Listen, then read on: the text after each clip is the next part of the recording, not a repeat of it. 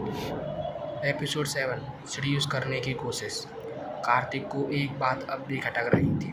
ताला तो अपने आप टूट गया था, फिर जब ध्रुव ने लगाया तो वो टूटा हुआ ताला कैसे लग गया।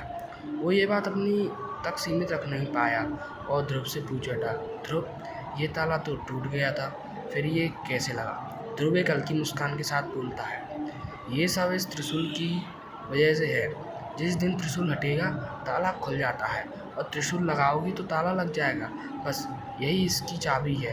इतने में वरुण ने एक और सवाल दागा, वैसे तू अंदर आया कैसे, दरवाज़ा तो बंद था। ध्रुव उसकी बात पर मुस्कुरा उठा, नहीं वरुण, दरवाज़ा तो खुला था। वरुण हैरान होकर पीछे मुड़ा, दरवाज़ा खुला था पर किसने खोला। तभी उसकी नज़र कार्तिक पर पड़ी जो अब गिल्ड में गर्दन झुकाए खड़ा था। कार्तिक बोला, यार गलती से भूल गया बंद करना, जल्दी में दिमाग ही नहीं था। तभी नीचे से एक आवाज़ गूंजी, अबे ओ ऊपर क्या कर रहा है। ये आवाज़ आर्यन की थी। वरुण ने नीचे झांकते हुए जवाब दिया, कुछ नहीं यार, कार्तिक को इस दरवाजे के पीछे क्या है ये जानने की इच्छा थी। अभी बात पूरी भी नहीं हुई थी कि अमन झट से ऊपर आ गया। उसने दरवाजे पर नज़र डाली, सब कुछ पहले जैसा देखकर ही रुका। कार्तिक थोड़ा घबरा गया पर अमन ने सख्ती से कहा, जो भी हो जाए इस दरवाजे को मत खोलना। उस वक्त आर्यन भी सीढ़ियाँ चढ़ते हुए ऊपर आ गया। वो ज़ोर से हंस रहा था। वो हंसते हुए बोला, अमन ने 8 बोतल पी के बड़ी मुश्किल से नशा चढ़ाया था, पर वरुण तेरी एक हरकत से ये सब नशा उतर गया। अमन का वरुण ने उसकी तरफ गुस्से से देखा, इतनी शराब पीने की क्या ज़रूरत थी। आर्यन बोला, अगर ये ना पीता तो इधर आने को तैयार ही नहीं था। कार्तिक हंसते हुए बोला, तुझे कोठी से डर लगता है क्या। आर्यन ने बात डालते हुए कहा, नहीं रे, इस कोठी के पास के जंगल से डर लगता है। असल में उसे डर इस कोठी से ही था, पर उसने झूठ बोल दिया क्योंकि ध्रुव ने उन दोनों को कोठी के बारे में कुछ भी बताने से मना कर दिया था जब तक वरुण खुद ना जानने की कोशिश करे। और आर्यन से गलती से डर वाली बात निकल गई थी, जिसलिए उसने बात को पलट दिया। जिस पे कार्तिक है सही कह रहा है आर्यन, क्योंकि देखने में ये जंगल इतना घना और डरावना लगता है। रात को ऊपर से इतना बड़ा जंगल, लेकिन एक जानवर भी नहीं दिखता। कितना अजीब जंगल है यार। वरुण ने सबको नीचे लेकर चलता है। सभी दोस्त नीचे आकर आराम से बैठ गए और मिलकर रात का खाना खाते हैं। हंसी मजाक और बातों के बीच रात धीरे धीरे ढलने लगती है। खाना खत्म करते ही सभी सोफे पर बैठकर सुस्ताने लगते हैं। कार्तिक ने कोठी का मुख्य दरवाज़ा चेक किया और फिर वापस आकर बोला, सब लॉक कर दिया है। अमन बोला, अरे ये कोठी अब कुछ ज़्यादा ही चमकने लगी है यार। ध्रुव मुस्कुराया, अब चमकेगी ही, मालिक जो लौट आया है। कार्तिक इन सब की बातें सुनता रहा। अब तक वो थोड़ा अकेला महसूस कर रहा था क्योंकि वो एक तो नया था और यहाँ के लोग अभी उसके लिए अनजान ही थे। उसी वक्त वरुण वापस आ गया। वरुण सोफे पर बैठते ही बोला, दोस्तों मुझे तुमसे कुछ ज़रूरी बात बतानी थी यार। ध्रुव थोड़ा झुकते हुए बोला, क्या होगा वरुण। आर्यन और अमन की नज़रें वरुण की तरफ थी। वरुण ने धीरे से कहना शुरू किया, कल रात जब कार्तिक घाट पर गया था तो उसके साथ कुछ ऐसा हुआ था जो साधारण तो बिल्कुल नहीं था।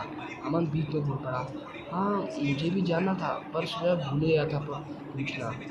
वरुण ने बात आगे बढ़ाई, जब कार्तिक घाट पर पहुंचा तब उसे वहां से कुछ अजीब आवाज़ सुनाई दे रही थी। वह चुपते हुए उस बड़े पत्थर के पीछे गया, वही पत्थर जहाँ में वो मिला था।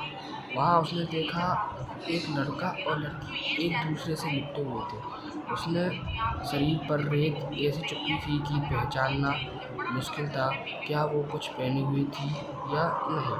आर्यन और अमन सब स्तब्ध और कार्तिक की ओर हैरान से देख रहे थे। वरुण ने धीमे स्वर में कहा, कार्तिक के लिए सब पहली बार था। वो चौंक गया, घबराहट में वही जमीन पर बैठ गया और गहरी सांस लेने लगा। साथ में उसे पसीना आने लगा और जैसे ही उसने फिर से देखा वहाँ कोई नहीं था। कार्तिक हैरान था कि उन दोनों की कोई परछाई ही नहीं थी। फिर तभी उसे एक लड़की के जोर जोर से हंसने की आवाज़ आई। डर के मारे कार्तिक बोला, कौन है। लड़की बोली, मैं हूँ। मैं कौन, मैं किसी में वो नहीं जानता। फिर वही हंसी। तभी उसे लगा जैसे कोई उसके बहुत पास है। वह लड़की अब उसकी गोद में थी, पूरा शरीर रेत से ढका हुआ, जैसे रेत ही उसके वस्त्र हो। फिर धीरे धीरे वह रेत गिरने लगी और वो साफ दिखाई देने लगी। कार्तिक डर से आंखें बंद कर चुका था, सांसें बेकाबू थी, पसीना ठंड में भी बह रहा था। जब उसने हिम्मत करके आंखें खोली तो उसकी हालत और बिगड़ गई। लड़की की शक्ल वही थी जो उसने पहले देखी थी, पर उस लड़के के चेहरे पर एक मुस्कान थी। वो घबराकर बेहोश हो गया। सन्नाटा छा गया। वरुण ने सबकी आंखों में देखा, हर चेहरा सन्न था।